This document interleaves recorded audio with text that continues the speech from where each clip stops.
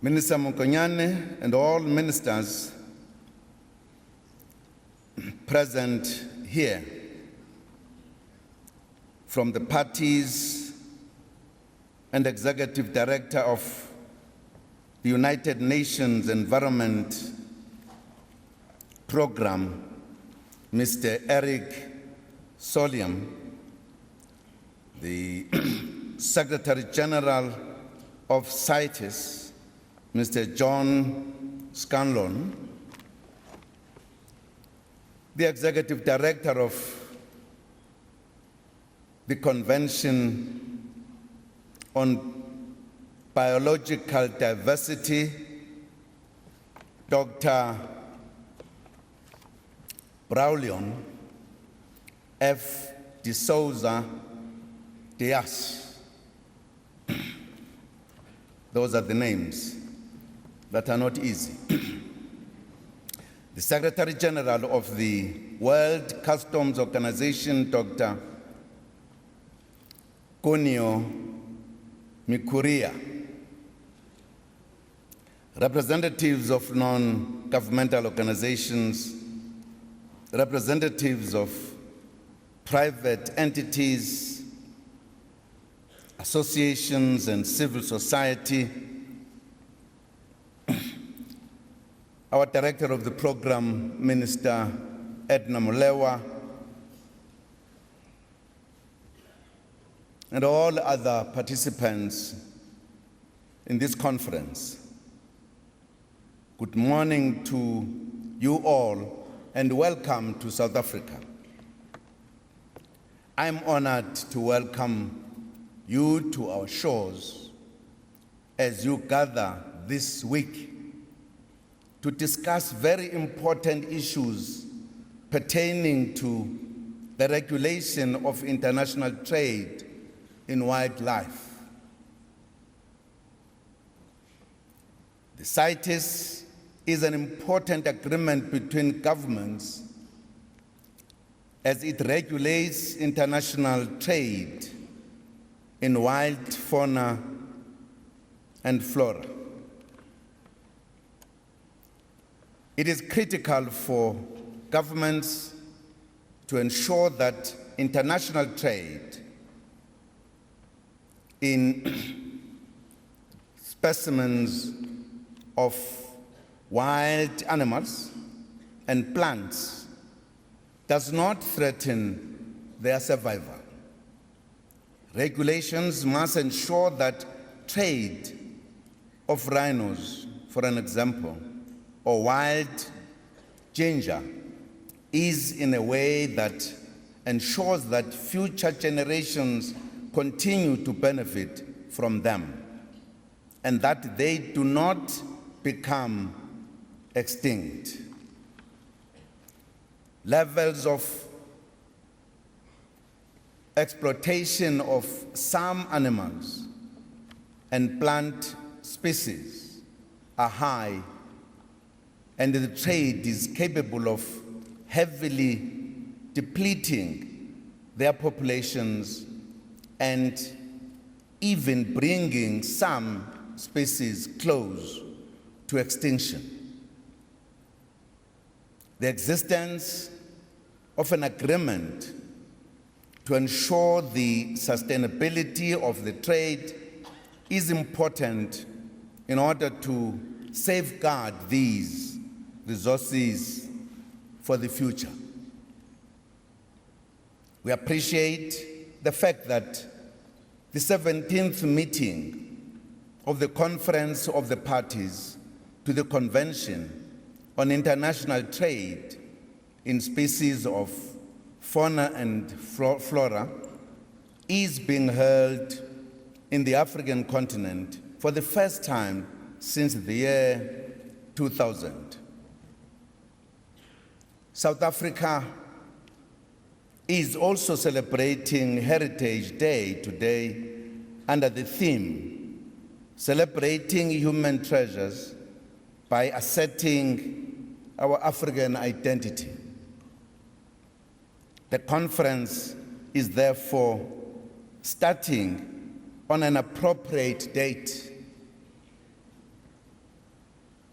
On Heritage Day, all South Africans celebrate their cultural heritage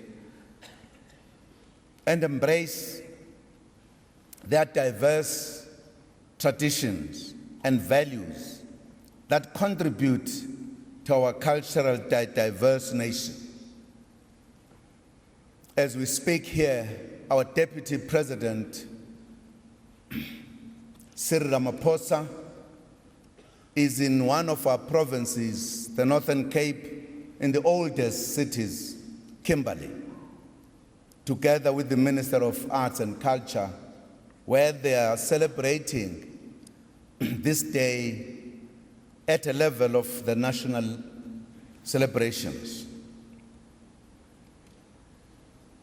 Ladies and gentlemen, you have all gathered to celebrate and protect the heritage of your respective countries with respect to the wildlife and plants. Let me therefore also wish everyone here every happy Heritage Day today. Distinguished delegates, this COP17 affords Africa and South Africa in particular an opportunity to showcase our rich biodiversity and successful conservation initiatives that we have undertaken over the years. This includes our sustainable use management practices, which have resulted in South Africa being one of the leading conservation countries today. We are fully behind this conference as well because South Africa is committed to conservation because it contributes significantly to socio-economic development of poor and rural communities. The sustainable use of the country's indigenous biological resources is fundamental to the development of South Africa's economy and social transformation. In this regard, game farming, the hunting industry, ecotourism, and bioprospecting play a significant role. The management interventions that we apply are therefore aimed at enhancing the livelihoods of the communities to whom they are entrusted.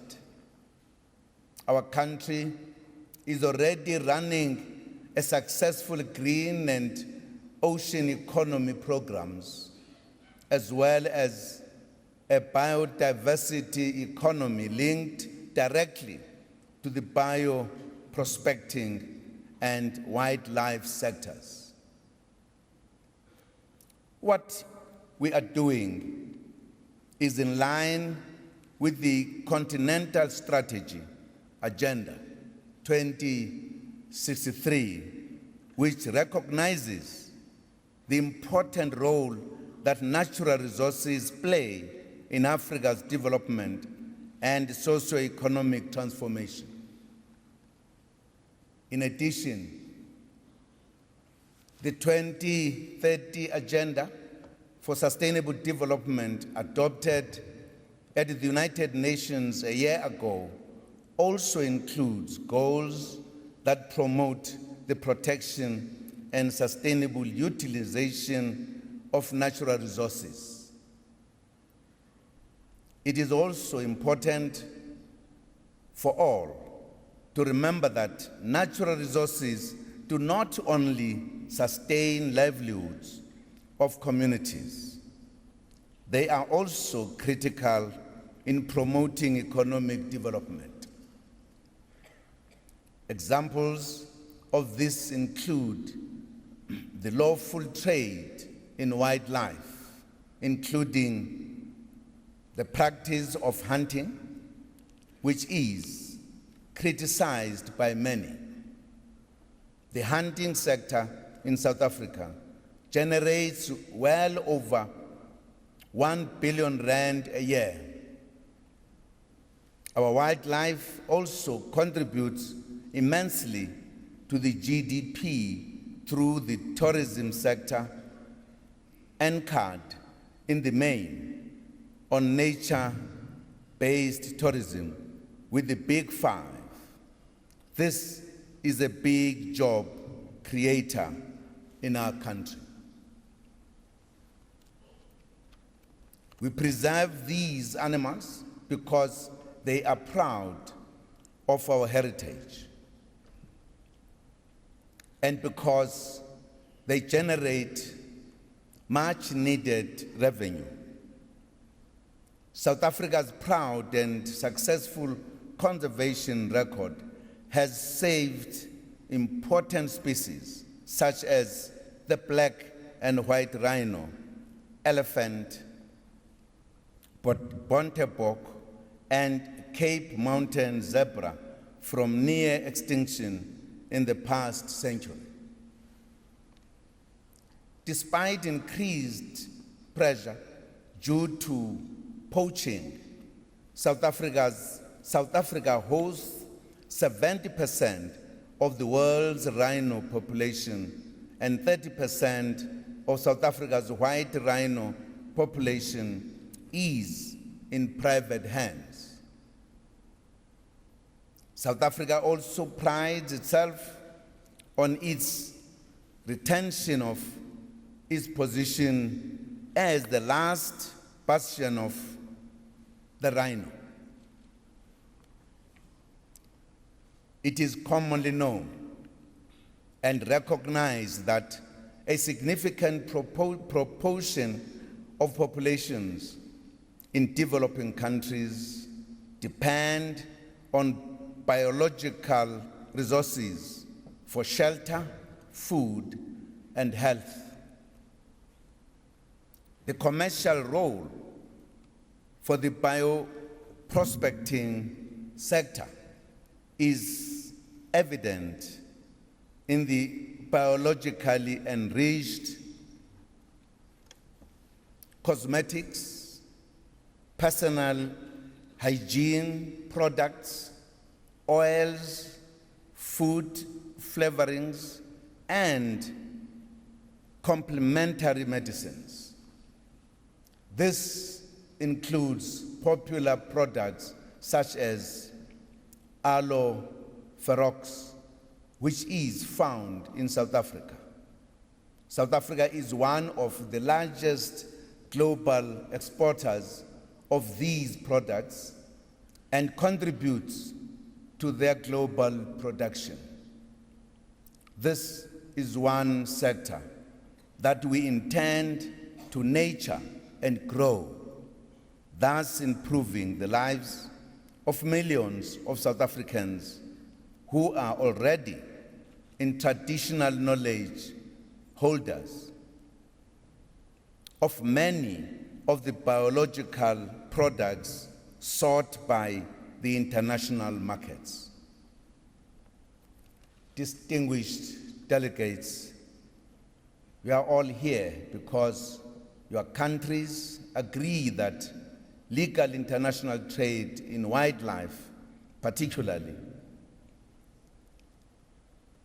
endangered species, requires regulation, monitoring, enforcement, and international collaboration. The illegal trade in wild, including poaching, presents significant challenges and threats to the environment, including undermining the potential benefits arising from legal trade that contributes significantly to socio-economic upliftment and development. It also affects communities, destroys livelihoods, and aggravates crime while entrenching poverty in communities with limited resources. Without adequate measures to ensure the legal trade is well regulated and conducted within the CITES framework, as well as national legislative frameworks, endangered species could be overexploited. Unfortunately, we also have to consistently take strong actions to address the illegal trade in wildlife, which has various negative implications as recognized in various resolutions adopted by the United Nations General Assembly and the United Nations Environment Assembly. South Africa has responded to these international calls for action and recognizes the significant threat of wildlife trafficking, not only to the conservation of our species, but also to this country's national security. We have worked hard, and our security strategy has resulted in a visible reduction in the number of rhinos poached in 2016. Our law enforcement agencies continue to work hard to break the illicit value chain of wildlife trafficking in South Africa and beyond. We will also increase our efforts to engage and build partnerships with communities and other stakeholders, both in South Africa and abroad, so that we can fight wildlife trafficking on a national and global stage. We'll do this while at the same time emphasizing the importance of uplifting communities living alongside wildlife areas which continue to bear the brunt of wildlife trafficking and poaching. Distinguished delegates, the Conference of Parties provides an important opportunity to discuss how parties can strengthen the role of the Convention in advancing the social development goals, the SDGs.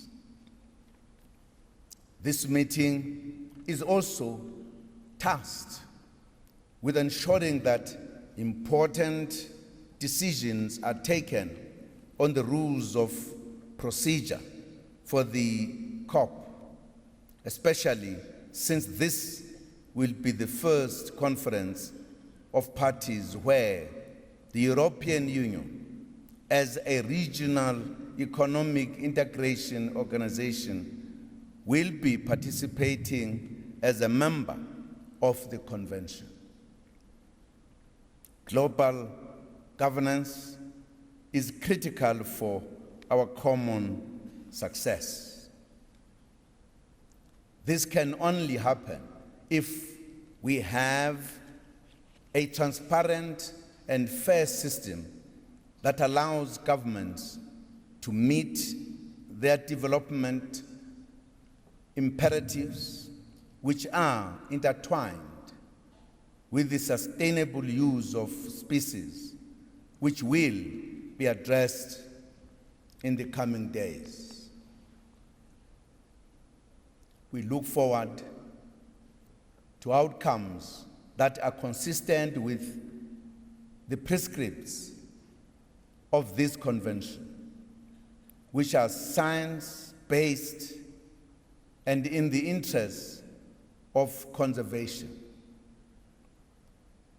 You carry the hopes, voices, and aspirations of ordinary men and women that are custodians and beneficiaries of these wild resources. On behalf of the government and people of South Africa, I would like to wish you well in reaching those critical decisions in this very august conference.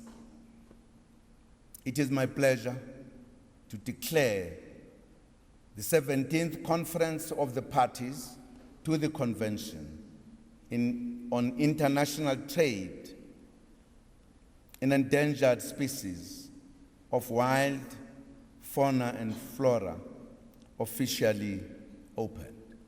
I thank you.